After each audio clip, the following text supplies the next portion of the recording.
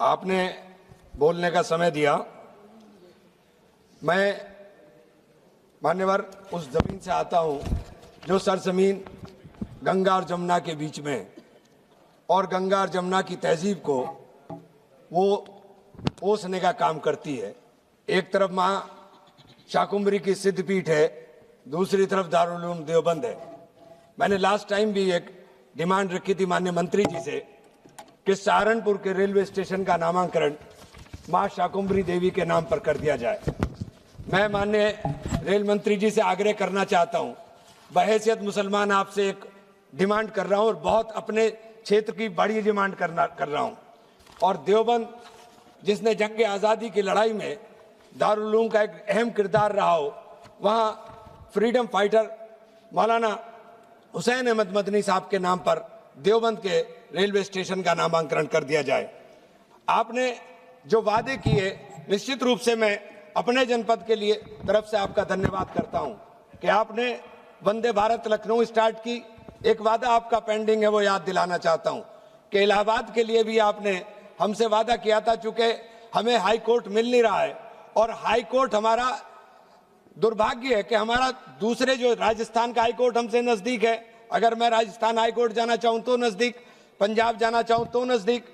तो मेरी आपसे गुजारिश है कि हाई कोर्ट की डिमांड तो पूरी होनी, कम से कम रेल की डिमांड पूरी कर दीजिए।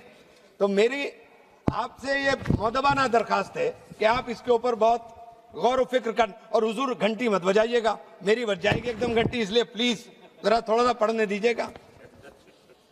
माननीय सभापति महोदय, हमें यहाँ बोलने का जो अधिकार मिला, यहाँ जो खड़े होने का अधिकार मिला, वो बाबा साहेब भीमराव अंबेडकर का सपना था। और उस बाबा साहेब भीमराव अंबेडकर का धन्यवाद करते हुए मैं आपसे कहना चाहता हूं कि रेल जो थी वो गरीबों के लिए हुआ करती थी। कभी ये रेल चलती थी गरीबों के लिए, ये रेल रोजगार का साधन होती थी। रेल ऐसा साधन होती थी जहां हमें रोजगार मिलता था। लेकिन आज बदकिस्मती है कि रेल चमकते विज्ञापनों में रफ्तार का शोर है, मगर गरीबों की रेल आज भी बेजोर है। कर्ज की बेड़ियों में जकड़ रहे हैं भविष्य को, आपकी नीतियों का बस यही निचोड़ है। मैं आपसे आग्रह करना चाहता हूं कि जो रेल के अंदर जो कर्मचारी चलने का काम कर रहे हैं, चूंकि पहले रेल के अंदर भर्ती चलती थी, आरक्षण के माध्यम से दलित वर्गों को, शोषित वर्गों को एक नौकरियों का साधन मिलता था, वो सब कम हो गया, खत्म हो गया। और आपने ठेका व्यवस्था शुरू करी और ठेकेदारों ने ऐसा उत्पीड़न कर्मचारियों का किया हुआ है। मैं आ रहा था लखनऊ से वंदे भारत ट्रेन से, तो उस ट्रेन के अंदर जो कर्मचारी थे उनकी व्यथा सुनकर के मेरी आंख के अंदर आंसू आ गए। 7 दिन के अंदर कोई छुट्टी नहीं मिलती, मंडे के दिन उनको शायद एक दिन छुट्टी मिलती है और उनको 11,000 रुपए से 16,000 रुपए तक का वेतन मिलता है।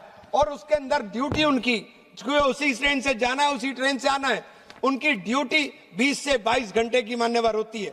तो ये इतनी खतरनाक स्थिति है कि जो न्यूनतम वेजेस मिलने चाहिए वो न्यूनतम वेजेस भी रेलवे के अंदर ठेकेदार, हो सकता है कि मंत्री जी की जानकारी में ना हो, मैं आपकी जानकारी में डालना चाहता हूं कि जो रेलवे के जो ठेकेदार हैं वो इस कदर उत्पीड़न लोगों का कर रहे हैं, क्योंकि उन्होंने जो ठेके व्यवस्था के ऊपर सारी चीजें और गुणवत्ता के ऊपर, खास तौर से खाने के लिए हो या उसके अंदर सफाई की थोड़ी सी व्यवस्था तो मुझे सुधरी भी मिली। मैं ये बात भी कहना चाहता हूं कि सफाई की व्यवस्था सुधरी मिली, लेकिन उन लोगों का जो उत्पीड़न हो रहा है, खास तौर से उनको तनख्वाह नहीं मिलती। और वंदे भारत जैसी ट्रेन जिसमें सोने के लिए बर्थ भी नहीं है, तो आप उनकी स्थिति समझ लीजिए क्या होगी, कि उनकी स्थिति क्या हो गई।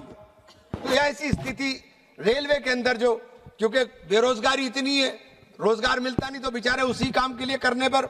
तो मैं माननीय मंत्री जी से आग्रह करूंगा कि आप इसके ऊपर खास तौर से विचार करें कि जो रेलवे के कर्मचारी हैं, जो रेलवे के अंदर चाहे वो ठेके पर ही काम कर रहे हो, वो हमारे और आपके ही है। उन गरीबों को रेल एक साधन बन सके उनके लिए, उसके लिए आपसे आग्रह करना चाहूंगा।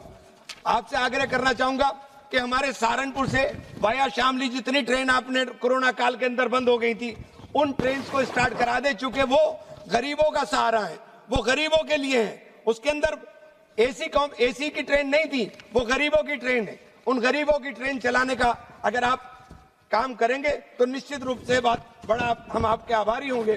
तीसरी चीज हमारे साथी समाजवादी पार्टी के सांसद ने उठाया था जो अंडरपास है उसमें काफी हद तक आपने शेड लगाए, उसके लिए आपको बधाई। लेकिन जहां रह गए शेड, अगर फ्लाईओवर नहीं बन सकता तो जो आपने शेड रह गए उन जगहों पर शेड के अंदर एक तो शेड की व्यवस्था कर दी है और उनके अंदर टनल जो बनाई है उनमें लाइट की व्यवस्था कर दे, क्योंकि वहां बिल्कुल अंधेरा रहता है, घनघोर अंधेरा। तो ये दो काम एक बहुत आपसे आग्रह के साथ कहना चाहूंगा।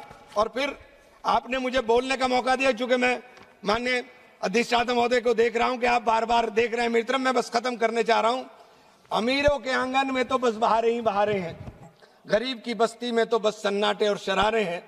आपकी नीतियां तो बस अमीरों की चौकीदारी है, बाकी तो सब वक्त के मारे और बेसहारे। मान्यवर, बहुत बहुत धन्यवाद, बहुत बहुत शुक्रिया।